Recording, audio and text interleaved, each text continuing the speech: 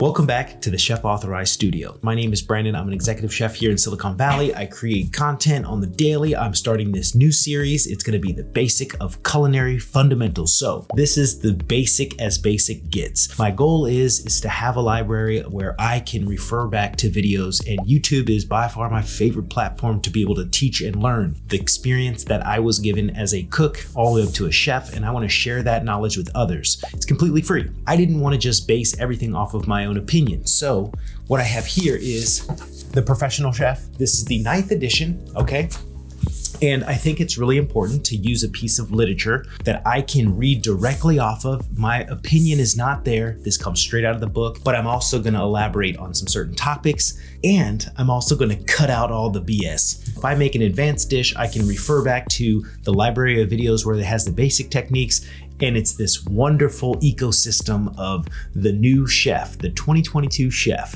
If you haven't seen last week's episode, go check it out. I'll leave it pinged up here. I do recommend that you buy the book so you can follow along, but it's not necessary. I'm gonna put the PDF version down below in the description until they tell me to take it away. With that being said, this is what we're gonna talk about today. Today, we're going to talk about the basics of nutrition and food science. So the first thing we're going to jump into is nutrition basics. Now, am I going to get into the nitty gritty of how many minerals you need and what your macro should be for what your body weight is? No. When you think of nutrition, think of carbohydrates, fat, and protein, okay? Super simple. But what I want to do is just read you these paragraphs so you have a good idea of what that is. Carbohydrates. Carbohydrates provide energy for the muscle movement and the red blood cells and play a role in regulation of fat metabolism. Composed of smaller units known as simple carbohydrates and complex carbohydrates. These are necessary for a body to work efficiently and fulfill its energy needs. Simple carbohydrates, generally sugars, are found in fruits and juices, dairy products, and refined sugars. Complex carbohydrates, generally starches, are found in plant-based foods such as grains, legumes, and vegetables. Foods containing complex carbohydrates are usually a good source of other important components of a healthy diet, including vitamins and minerals. Protein. Protein is a nutrient essential for growth and maintenance of body tissues, for hormone, enzyme, and antibody production, and for the regulation of bodily fluids. The basic building blocks are referred to as amino acids. There are 9 essential amino acids that must be supplied through the diet because the body does not produce them all. All protein-rich foods contain some or all of the 9. So listen, this is really important. Protein foods are categorized as either complete or incomplete, depending on the presence or lack of essential amino acids. A complete protein is a food that provides all 9 amino acids in the correct ratio to support the production of other proteins by the adult human body. Meat, poultry, and fish are good sources of protein. Incomplete proteins such as vegetables, grains, legumes, and nuts do not contain all the essential amino acids. However, each of these foods contains some of the essential amino acids that, when combined with other incomplete proteins, can be complete proteins. When following a vegetarian diet, the following combinations offer a sample of non-meat based complete proteins: grains and legumes, lentils and rice, pasta and beans, tortillas and beans, tofu and rice, hummus and whole wheat pita. Fat. Fat is often a significant concern of those watching what they eat. While it is true that excess fat in the diet is unhealthy because it raises the risk of coronary heart disease, obesity, and certain cancers, fat is still an essential nutrient that provides energy and fulfills bodily functions. Current dietary advice places emphasis on the type of fat as well as the amount of fat in the diet. Most of the daily intake of fat should come from mono and polyunsaturated sources. Although consuming more than the recommended limit of fat is often associated with weight gain and obesity, excess total calories are the root of that problem. Cholesterol is a fat-related compound. The 2 types of dietary and serum. Dietary cholesterol is only found in animal foods. Serum or blood cholesterol is found in the bloodstream and essential to life. It is not necessary for adults to consume cholesterol because the human body is capable of manufacturing all the cholesterol it needs internally. Foods high in cholesterol tend to have high amounts of fat, regardless of how many calories are consumed daily. It is recommended that cholesterol intake not exceed 300 milligrams. Okay, and we're not going to really get into the vitamins and minerals, but I think what's really important, and the reason why I wanted to touch on this in this series, is because as a chef, even when it's cooking for people at a hotel or in a restaurant, you have to have knowledge of basic food. If somebody is gluten-free, if they're looking for something with high protein, if they're looking for, if they're doing a vegetarian or vegan diet, if they're adverse to this, you need to know the proper food nutrition right in the basics. Here's a good example. I've had plenty of clients in Los Angeles. I'm in the hotel and they're like, oh, I'm on a high-fat keto diet. Well, you as the chef need to have that basic information. So if they're on a high-fat keto diet, are you gonna give them a bowl of rice? No, you're not gonna do that. So that's why it's important. That's why I wanted to read over that. A keto diet is XYZ. A high-fat diet would be, okay, so avocado is good, peanut is good, butter is good, right? And then a lean protein I would add to that dish for them.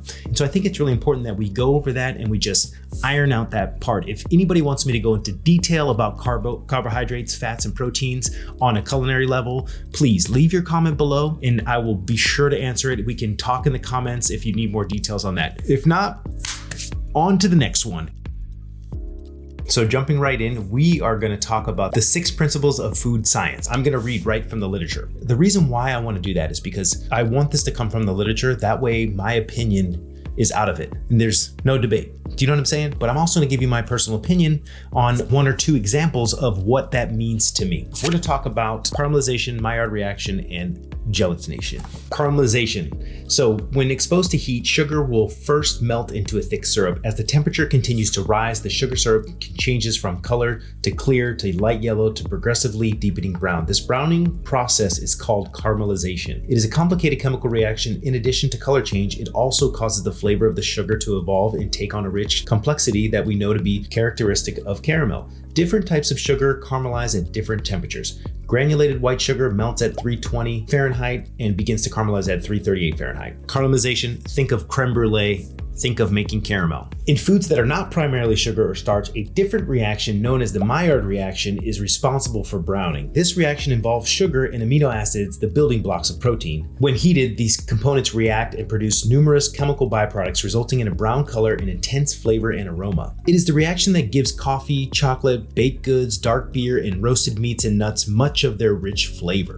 All right, so what's really important to know if you're up and coming in the restaurant, caramelization and Maillard reaction are kind of used together, so I know it can be confusing. Though the Maillard reaction can happen at room temperature, both caramelization and the Maillard reaction typically require relatively high heat, above 300 degrees, to occur rapidly enough to make a predictable difference in foods. Because water cannot be heated above 212 unless it is under pressure, foods cooked with moist heat, boiling, steaming, poaching, and stewing, will not brown. Foods cooked using dry heat methods, sauteing, grilling, or roasting, will brown. It is for this reason that many stewed and braised dishes begin with initial browning of ingredients before liquid is added. Next, we're going to talk about gelatinization. Starch, a complex carbohydrate, has a powerful thickening property. When starch is combined with water or another liquid and heated, individual starch granules absorb the water and swell. This process is known as gelatinization. It is what causes the liquid to thicken. Gelatinization occurs at different temperatures for different types of starch. As a general rule of thumb, root-based starches, potato and arrowroot, for instance, thicken at a lower temperature and breaks down more quickly, whereas cereal-based starches, corn and wheat, for example, thicken at higher temperatures and break down more slowly. High levels of sugar acid can inhibit gelatinization, while the presence of salt can promote it. Very simple. So we already named them all. Corn starch, potato starch. That is what gelatinization is. Denaturing of proteins. Now, this is a good one. When I think of denature of proteins, I think of like marinating meat in acid, but I will give you the legit term from the book, and then, there's no debate.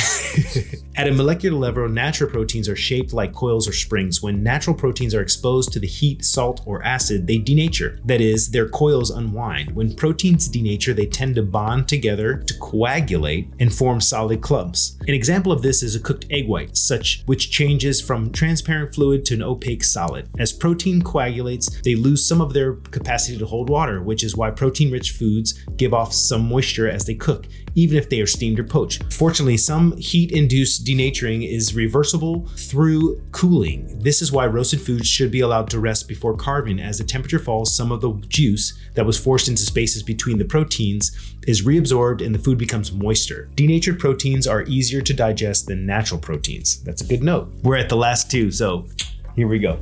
Forming emulsions. An emulsion occurs when two substances that don't normally mix are forced into one mixture in which one of the substances is evenly dispersed in the form of small droplets through the other. Under normal conditions, fat, either liquid, oil, or solid fat, and water do not mix, but these two substances are the most common ingredients in culinary emulsions. An emulsion consists of two phases, the dispersed phase and the continuous phase. A vinaigrette is an example of an oil and vinegar emulsion, meaning that the oil, the dispersed phase, has been broken up into very small droplets suspended throughout the vinegar, the continuous phase. Temporary emulsions such as vinaigrettes form quickly and require only the mechanical action of whipping, shaking, or stirring. To make an emulsion stable enough to keep the oil in suspension, additional ingredients known as emulsifiers are necessary to attract and hold together both the oil and the liquid. Commonly used emulsifiers include egg yolks, which contain emulsifier lecithin, mustard, and natural starches such as those in garlic, or modified starches such as cornstarch or arrowroot are also used. When you think of coagulation, think of like if you ever like cook a piece of salmon and you overcook it and the white comes out of it, that's pretty much what coagulation is. And then also if you ever if you ever cook a steak and you see that those little brown bits, that's the coagulation of the blood or the myoglobin. If you ever make blood sausage, you would know exactly what I'm talking about. But that is it for the basics of food science. That's going to conclude this lesson. Make sure you tune in next week. Make sure you turn on those post notifications so you never miss another video. And there's more videos coming. Feedback is welcomed in the comment sections below. Share this with somebody that needs to see it. That's what's most important. Thanks a lot for watching. We'll see you next week.